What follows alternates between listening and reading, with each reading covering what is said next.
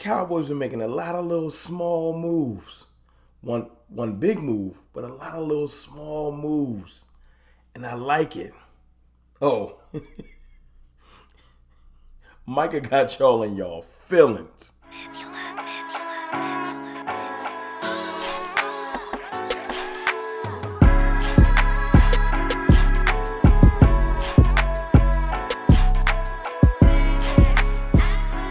What's good, people? It's your boy, Mr. Rome, Cowboys fan talk, right back, like I never left. What's up with y'all, man? How y'all feeling? Look, if you scary and you worried about what Micah said, this ain't the channel for you. But if you like me and you've been enjoying today, watching another fan base implode, welcome home.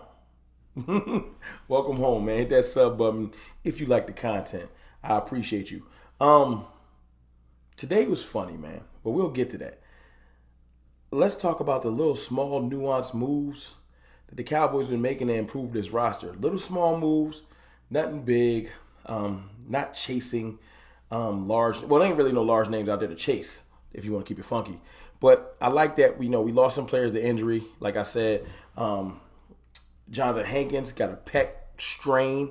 He's on IR for 4 weeks. We expect him back for the playoffs. Yes, we making the playoffs. For anybody that's confused, we will clinch this week when we beat the Jaguars. Not an easy game either. Not an easy game. I want to get that out the way. A lot of people, look, because I been going back and forth with another fan base on Twitter. People keep yelling at me and say, you got the Jaguars this week. Now, I'm old enough to remember that one time I was given a Twitter monologue and trying to talk things about what we're going to do this week. I remember a bunch of people telling me, you don't play for the team. Who you talking to? You know what? That go both ways. Stop talking to me. I am a fan. My literal name is Cowboys Fan Talk. Better yet known as Rome. But it's Cowboys Fan Talk. I'm a fan. So if I'm going back and forth or talking trash on Twitter, let me be. That's what I do. And I do it awfully well. Follow me on Twitter, Cowboys_Fan Talk. Anyway, I like the moves, man. I think it's Treyway Mullins. A lot of NFL experience, legitimate depth corner. I feel like Boss Man is still going to start. Some of y'all saying we should call him Kelvin until he earned the Boss Man. I ain't here to do all that. I think he had a good play last week. He's getting his feet wet. He's getting some starting time. But I think the Cowboys are getting insurance. They got Sheffield. They got Mackenzie Alexander. And now they got Mullins. They got legitimate NFL starting experience corners on the practice squad, getting them up to speed for the off chance that we get an injury. Because remember, our corner room is kind of stripped down. So we need players for if we get an injury or if we need to shuffle some things around. You know what I'm saying? And we got time. We got 4 games left. You know what I'm saying? So let's get this out of order because we're going to clinch this week when we play the Jaguars, who are an incredibly good passing team. I think they're top 10 or 11th in the league in passing. But they have a bottom third pass block win rate. You know why I know? Because we have a bottom third pass block win rate. Which is why I said to give Dak Prescott more props, but that's a story for another day. The difference is the Jaguars have an okay pass rush. We have one of the top pass rushes in the league. I say the top. The Eagles got the most sacks right now, but we have an incredibly larger amount of pressures. So you're not going to get me with 1 sack. We got the best pass rush in the league. They got one of the worst pass block win rate lines. We should be able to get to Trevor Lawrence. Do I think that he's not going to complete a pass?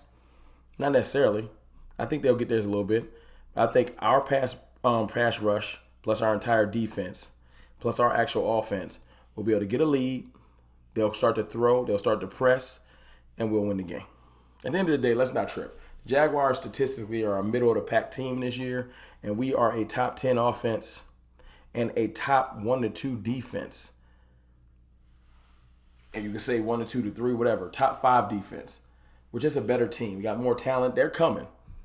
I respect Doug Peterson, Super Bowl winning coach. Trevor Lawrence is coming on. They got good running backs. They got good players. I'm not saying that they trash. This ain't going to be no easy game. But I like that, though. I want to play a good team as we start to ascend towards the playoffs. I don't want to play no cupcakes. You know what I'm saying? And we got 4 good games left. Jaguars, good game. Eagles, good game. Titans are at least a physical team that runs a lot. So good game. And then Washington is striving for the playoffs. So ain't no cupcakes no more. The cupcake season was over. And the last cupcake we got, we was playing around with our food. So I ain't tripping. So we got Mullins. We got a guy named Anthony Rush. I think he's like 6'4" or something, 6'5", 350. I think I got his height right, but 350. Big lumbering trash can full of dirt. I don't know if he can move well. I know he can just stand there and be heavy. Now, that doesn't mean anything. Some dudes that stand there and get heavy still get thrown around. So I hope he got some tenacity. I hope that he feels like he got a new chance on playing for something this year because he's on a winning team now. You know what I'm saying? Sometimes just playing around with other players that like you feel like you're playing for something, you play harder. You know, so I'm hoping that he feels excited to be on the team, and we're going to need him to play some one tech. We need that.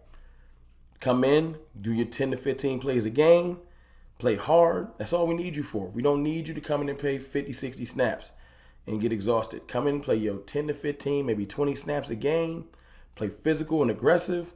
We'll take care of the rest.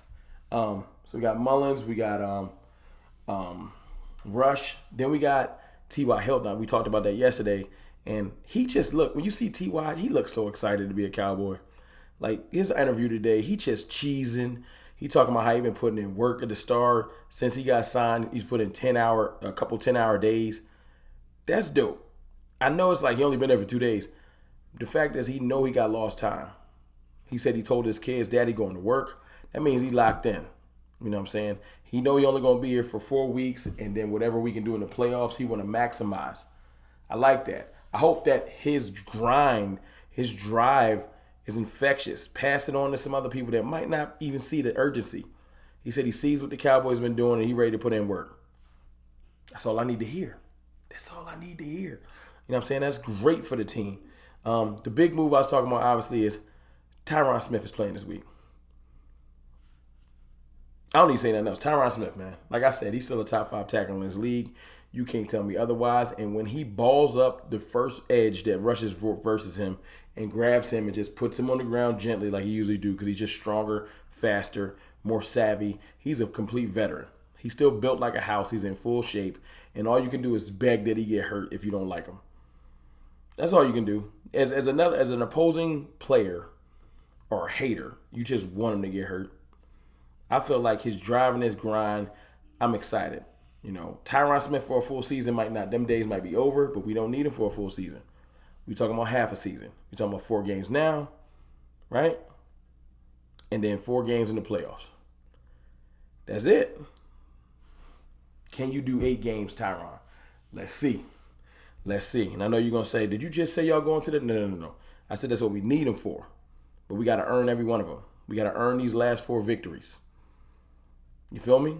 We got to earn this first victory to clinch.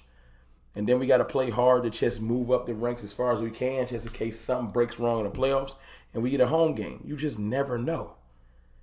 But the docket is preparing for the playoffs right now.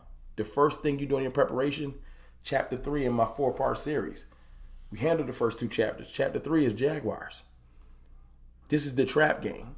This is the trap game. With everything going on with Micah and everything going on today, this is the trap game. Looking forward. But I'm telling you right now, this is the reverse. Like, people think, y'all got bulletin board material. No, I've been watching some of the Eagles players talking crazy already. Mailata talking crazy. C.J. Gardner-Johnson talking crazy. I hear y'all.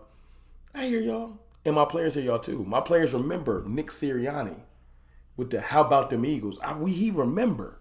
See, y'all think y'all the only ones that got bulletin board material. Y'all was acting real spicy when y'all beat us with Rush. We coming back. So y'all can try to lean on this whole Micah thing and act like we supposed to be scared because Micah spoke out. I'm starting something new. If you made it this far in the video, I want you to do me a favor. I want you to hashtag we riding with 11. We riding with 11. Hashtag that in the comments. We riding with 11. That's what we rolling with. To the game. We riding with 11. If you made it this far in the video, we riding with 11.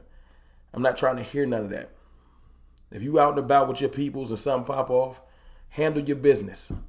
We'll talk about whether you was right or wrong later. I don't care what's going on. I don't care if your feelings is hurt. I'm riding with 11. We are riding with 11. That's it. We riding. Ain't nothing to talk about. Anyway, it's your boy, Mr. Rome. I like the moves we've been making. I like the angle we taking. Tomorrow we're going to talk Jaguars. Friday we are going to talk about... Tomorrow we'll talk about what the Jaguars bring to the table and what we should worry about. Friday we'll talk about how we'll beat the Jaguars, and I'll see if I can fit in a live before our game on Sunday. It's your boy, Mr. Rome, man. Hashtag we riding with 11.